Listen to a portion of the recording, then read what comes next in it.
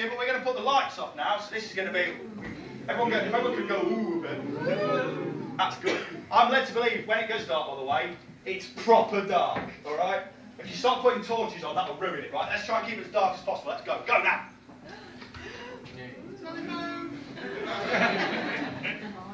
Who shouted telephone? No accidentally shouting telephone. That is very important. If I shout in people's faces, that proper annoys them.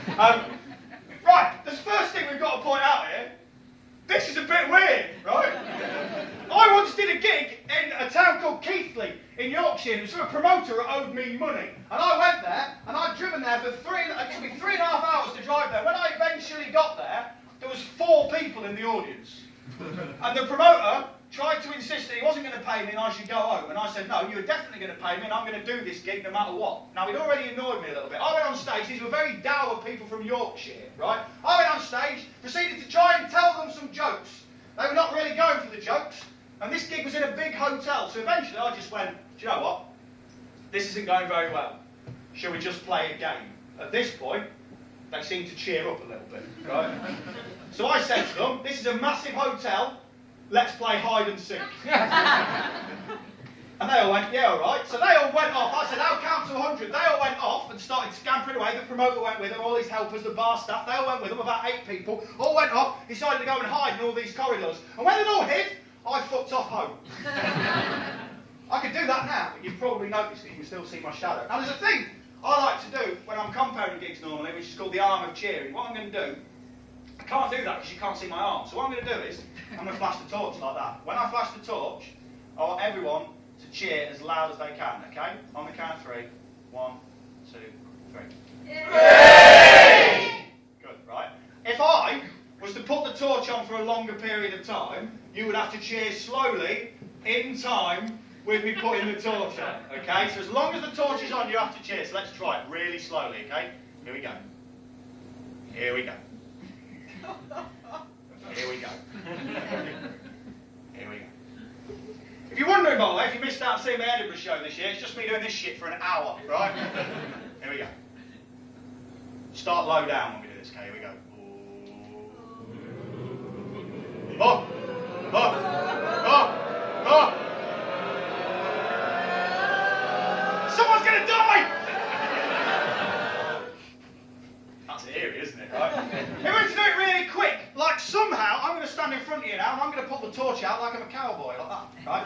Right? I'm going to do that. If I was to do that, you would have to cheer as rapidly as possible in time with me whipping the torch out, okay? You've got to try and shoot me down with your enthusiasm for an evening of comedy in the dark. Right, here we go.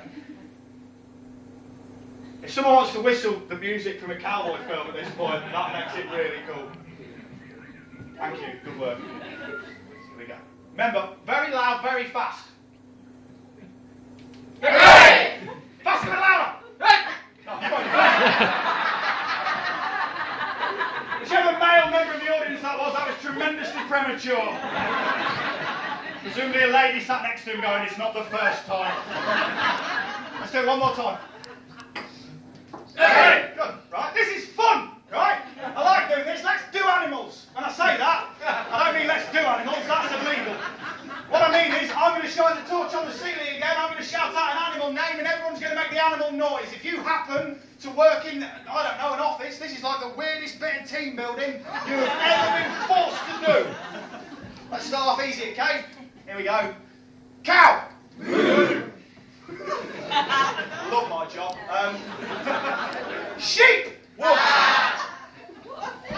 Yeah, I know some dickhead at the front said wolf, I know. Next one, horse! Neigh! Oh, then everyone went neigh, no one went, that's a shit horse noise and everyone knows it. Pig! Hold on. Dolphin!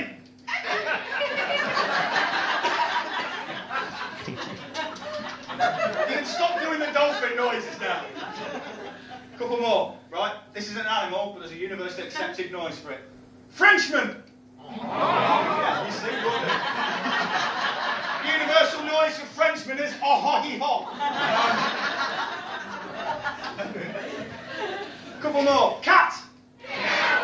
Kitten! Well, then you went higher. That's all I needed you to do. Oh, last one. posh gig about 13 weeks ago in Windsor. Oh, true story, this, I went on stage, the audience was so posh. When I went on stage and shouted out dog, the entire audience all went bark. Like that, right?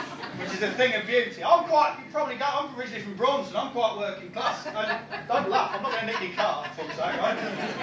I'm quite working class, I'm quite proud of where I'm from. It doesn't mean I'm classist in any way, right? Just give me a cheer if you've ever been to the Edinburgh Festival.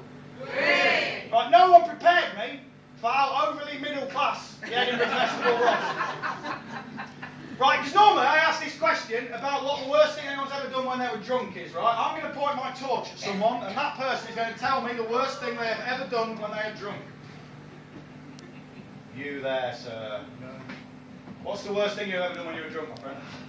Fall over several times. Fall over several times? In one sitting? Yes. Well done. Right, now, the thing is, normally when I ask this question, people will give me rubbish answers, like, I can't remember. That all went out the window when I had the gig in Devon, just after Edinburgh. I asked the bloke this question. He was 45 years old. I said, right, what's the worst thing you've ever done when you were drunk? And he said, Jim, I can't remember. Luckily, his 14-year-old son was sat next to him at the time. True story this, so I don't really write jokes, I just tell true stories about stuff that's happened to me, right? I said to him, what's the worst thing you done when you were drunk? He went, I can't remember. His 14-year-old son, dead straight-faced, nudged him in the ribs and genuinely went, Dad, what about that time when you put your cock on the barbecue? Now,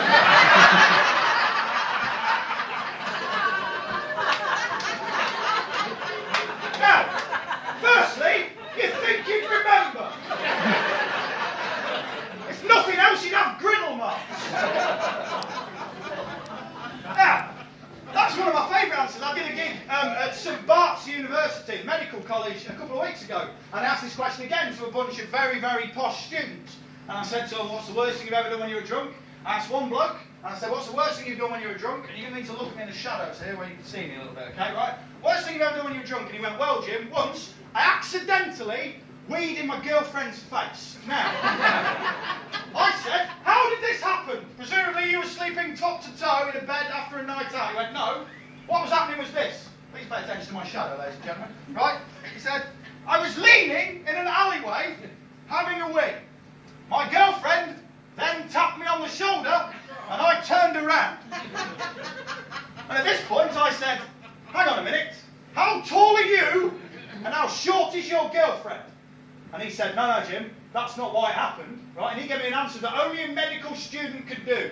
He said, what happened was, I turned around, but I was arcing upwards at the time, right? Best bit about this story, I tell this to a lot of audiences, most women are sitting there now going, that is absolutely disgusting.